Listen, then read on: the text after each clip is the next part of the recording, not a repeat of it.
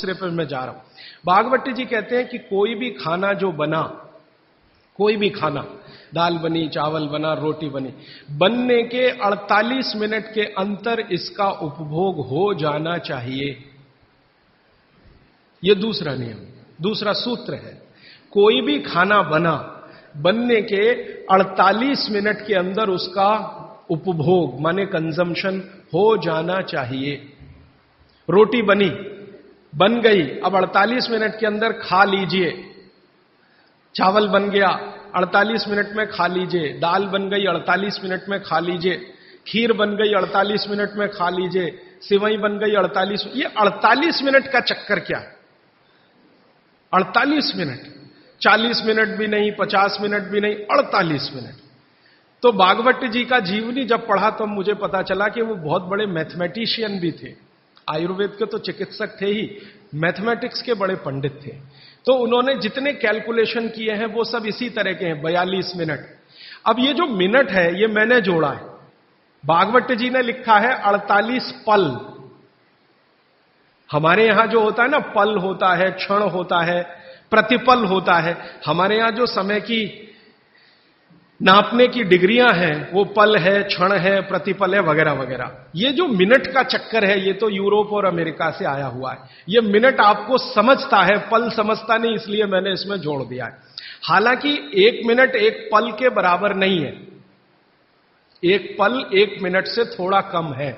अगर भागवत जी के कैलकुलेशन में करूं तो 1 मिनट का 52वां हिस्सा 1 पल है।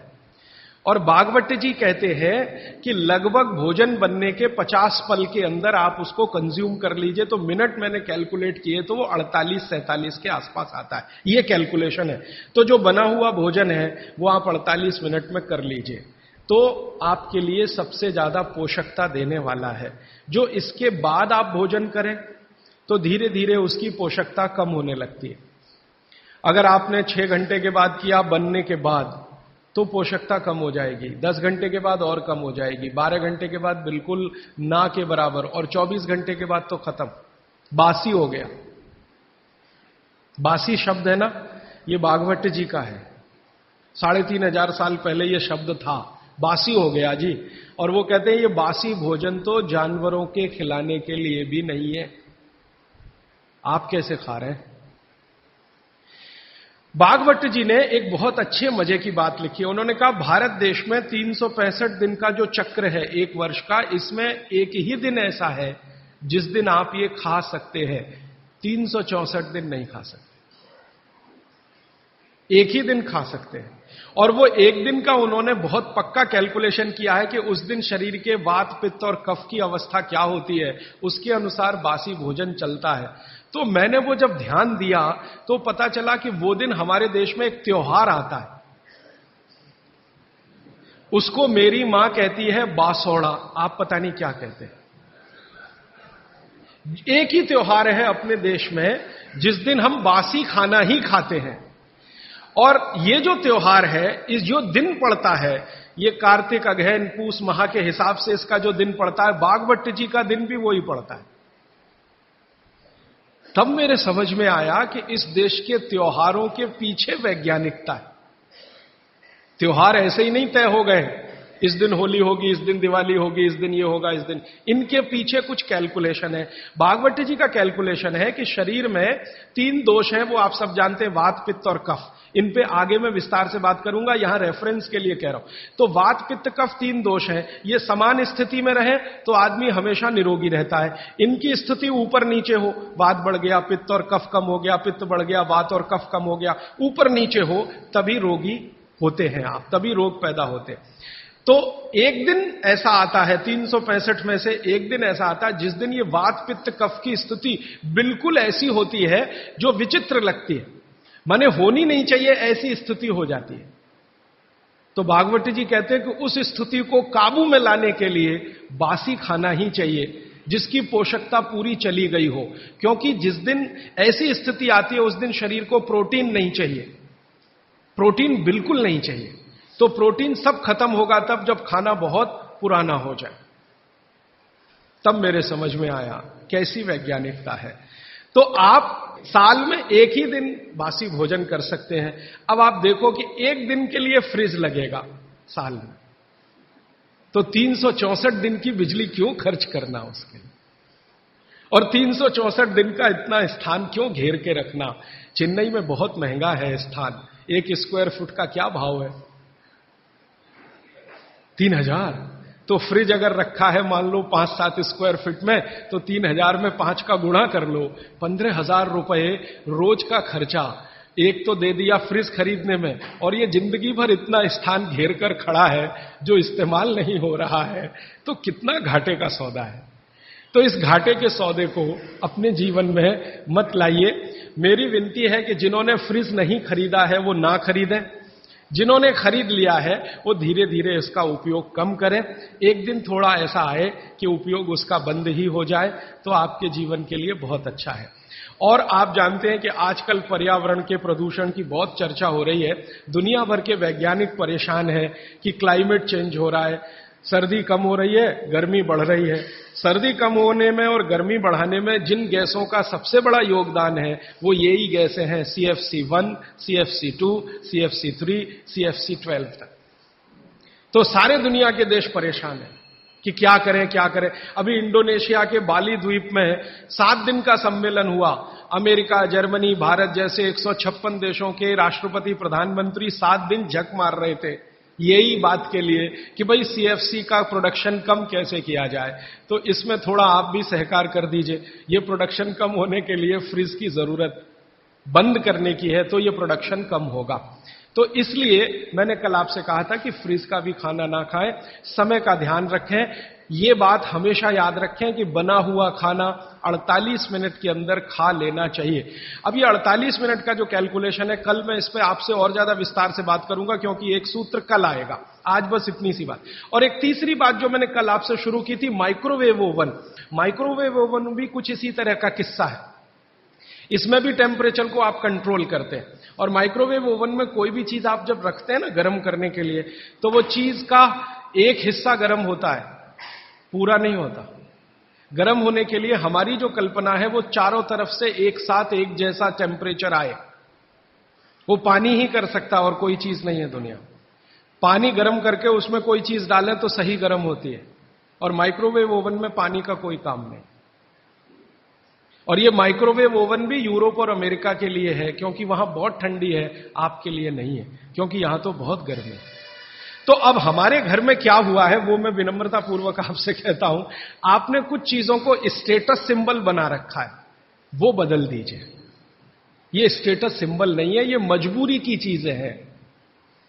कहते हैं ना मजबूरी में हमने ये किया, मजबूरी में हमने ये किया। तो आप मान लीजिए कि मजबूरी में फ्रिज लाया, मजबूरी में माइक्रोवेव ओवन लाया, मजबूरी में प्रेशर कुकर लाया।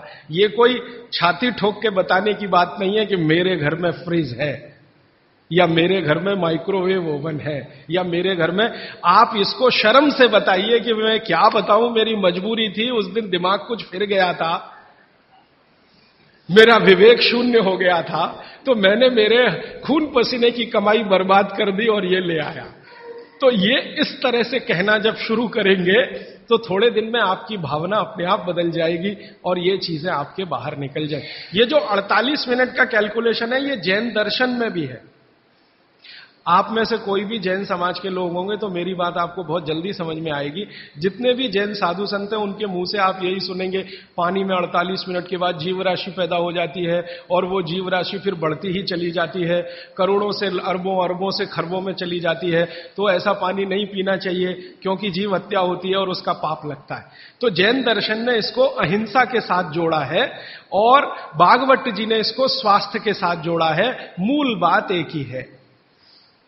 शायद जैन दर्शन में अहिंसा से इसको इसलिए जोड़ा होगा कि धर्म से जाएगा जुड़कर तो जल्दी समझ में आएगा। भागवत जी ने इसको शरीर स्वास्थ्य से जोड़ा है तो थोड़ा देर में समझ में आता है, क्योंकि हमारा चित्त और मन धर्म के प्रति थोड़ा आकर्षित है, क्योंकि हमारे डीएनए में ऐसा है।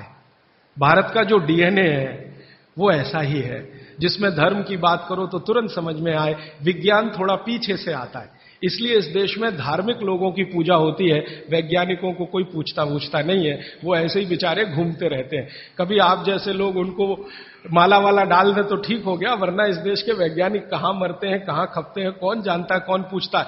लेकिन साधु, सन्यासी, महात्मा इतने पूजे जाते हैं इस देश में, जिनके पीछे आप कुछ नहीं जानते, उनका इतिहास, उनका भूगोल, तो भी आप उनके चरणों में लौटते रहते हैं। वो आपके डीएनए का दोष है, मेरे डीएनए का दोष है, आपके डीएनए का दोष है, क्योंकि डीएनए ऐसा है इस देश में।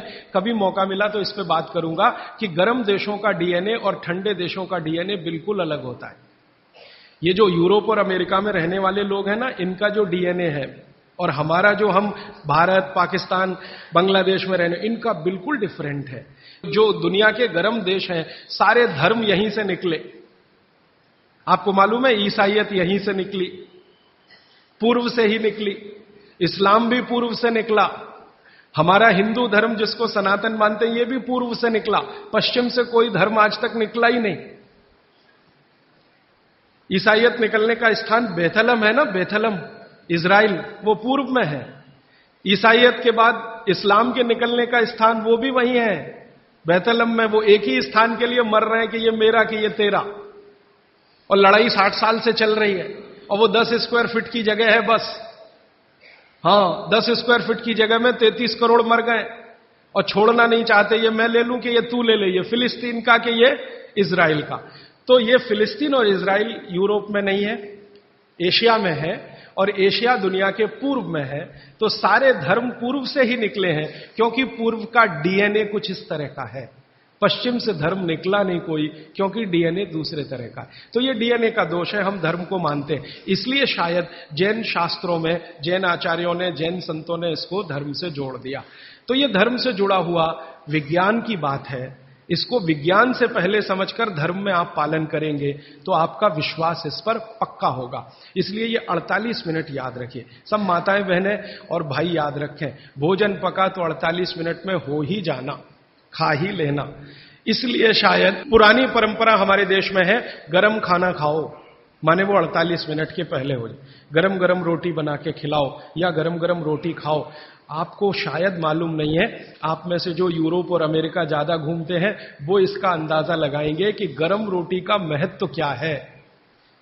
क्योंकि यूरोप में नहीं मिलती, अमेरिका में नहीं मिलती, दुनिया के 56 देशों में गरम रोटी नहीं मिलती, क्योंकि उसको बनाना नहीं जानता कोई। दुनिया की आबादी 600 करोड़ है। 600 करोड़ आबादी में 300 करोड़ महिलाएं, 300 करोड़ पुरुष अगर मान लें, तो 300 करोड़ महिलाओं में लगभग 250 करोड़ महिलाएं नहीं जानती कि गरम रोटी कैसे बनती है। उनके पास गेहूं का आटा है, गेहूं का आटा भी है, क्योंकि यूरोप के कई देशों में गेहूं है। अमेरिका में गेहूं पैदा होता है, कनाडा में भी गेहूं पैदा होता है। गेहूं ठंडी की फसल है, तो ठंडे देशों में होता। तो गेहूं है, गेहूं का आटा भी है, रोटी बनाना नहीं आता। क्यों? कोई यूनिवर्सिटी नहीं है वहां जो सिखाए इसको, कोई कॉलेज नहीं है जो सिखाए इसको। तो यूनिवर्सिटी, कॉलेज नहीं है, और कोई मां नहीं है जो अपनी बेटी को सिखाए, क्योंकि मां को नहीं आता तो बेटी को क्या सिखाए। और हजारों लाखों सालों से वहां ये चक्कर चल रहा, रोटी बनाना नहीं आता। किसी यूरोपियन और अमेरिकन व्यक्ति के बारे में अभी एक छोटा सा किस्सा बताता हूं। थोड़े दिन पहले हमारे पास एक दंपत्ति आए फिनलैंड से, एक पति और एक पत्नी दोनों आए। उन्होंने कहा मुझे भारत का गांव देखना है, तो हमने एक गांव में भेज दिया। संयोग से जिस गांव में गए वहां शादी थी, तो हमने कहा उसमें भी आप शामिल हो जाइए, तो भारत क्या है आपको ज्यादा अच्छे से समझ में आएगा। तो वो शादी में जब शामिल हुए तो रोटियां बना रहे थे, कोई पूड़ी बना रहा है। तो गांव में तो आप जानते हैं ना, नौकर नहीं बनाते, सब गांव इकट्ठा होकर बनाता है। जिसके घर में शादी है उसके घर में दूसरे घर के लोग आ जाते हैं, दूसरे घर का चूल्हा बंद हो जाता है, सब एक ही घर में खाते हैं। तो सब महिलाएं बना रही थी, तो उस फिनिश दंपत्ति ने पूछा ये सब कितना पैसा लेंगी। तो उनको कहा ये पैसा वैसा नहीं लेने वाले। तो ये कैसे हो सकता है? तो हमने कहा ये है क्योंकि भारत कोऑपरेशन पे चलता है, कंपटीशन से नहीं चलता ये देश। हमारे समाज में कोऑपरेशन है, कंपटीशन नहीं है। तो फिर वो फिनिश दंपत्ति में जो महिला थी वो सबसे ज्यादा इस बात को परेशान थी लेकर कि ये रोटी एकदम गोल बन रही है। 100% गोल। उसकी जिंदगी में यह कल्पना नहीं है कि 100% गोल चीज कोई हाथ से बन सकती है। वो कहती है उसने कभी सोचा था भारत के बारे में कि मशीन से बनाते होंगे रोटी, और वो कह रहे हैं ये हाथ से बनाते हैं 100% गोल। तो उसका जितना कैमरे में रील थी उसने सब उसी पे खर्च कर दी, गोल रोटी बना के देखने में उसको। माने आपको मैंने ये उदाहरण इसलिए दिया कि उनके लिए ये अजूबा है, उनको लगता है कि कोई महिला ये कर पाए। और मैंने जब वो जा रहे थे तो पूछा आपको भारत में कौन सी चीज सबसे अच्छी, तो उनका ये जो रोटी है गोल, ये सबसे महत्वपूर्ण वस्तु है जिसकी वैल्यू हमारे लिए सबसे ज्यादा है, क्योंकि हम जानते नहीं ये कैसे बनती है। और आपके घर में हर मां बहन इसको बना सकती है, 10-12 साल की बहन भी आसानी से बना सकती है। इसका मतलब है कि रोटी ताजा और गर्म ये भारत में ही संभव है, दुनिया के दूसरे देशों को नसीब नहीं है। तो आप समझ लीजिए कि आपके पास कितनी वैल्यूएबल चीज है गरम रोटी, और उसको आप छोड़कर ठंडी करके खाएं तो ये आपका दुर्भाग्य है, सौभाग्य नहीं। तो रोटी को गरम गरम ही खाएं, गरम गरम ही खिलाएं। यूरोप में कोई किसी को खिलाता नहीं क्योंकि कोई बनाता नहीं और जानते भी नहीं। वहां तो बेचारे 3-3 महीने पुरानी रोटी खाते हैं, जिसको डबल रोटी कहते हैं, पाव रोटी कहते हैं। मैंने एक सिंपल कैलकुलेशन किया था कि पाव रोटी बनने के बाद और खाने तक 90 दिन निकल जाते हैं अमेरिका और यूरोप में। पता है क्या कि गेहूं हर जगह होता नहीं, कुछ जगह होता, तो गेहूं बड़े बड़े ट्रक में भर के वहां तक जाता है जहां गेहूं को पीसने वाली चक्कियां लगी हुई हैं, फ्लोर मिल्स, वहां उनका आटा बनता, फिर वो आटा ट्रक में भर भर के फिर वहां जाता है, फिर जाकर उससे डबल रोटी बनती है, फिर वो वहां से बनकर कहीं और जाती है, फिर ऐसी चक्कर में 90 दिन निकल जाते हैं। हमारे आयुर्वेद शास्त्र में भागवत जी कहते हैं कि आटे को जितना ताजा इस्तेमाल किया उतना ही बेहतरीन है। आटे के बारे में वो कहते हैं जितना ताजा इस्तेमाल किया उतना ही बेहतरीन है। रोटी के बारे में कहते हैं 48 मिनट के अंदर खा लेना चाहिए। और पिसा हुआ आटा वो ये कहते हैं कि 15 दिन से ज्यादा पुराना कभी भी मत खाना।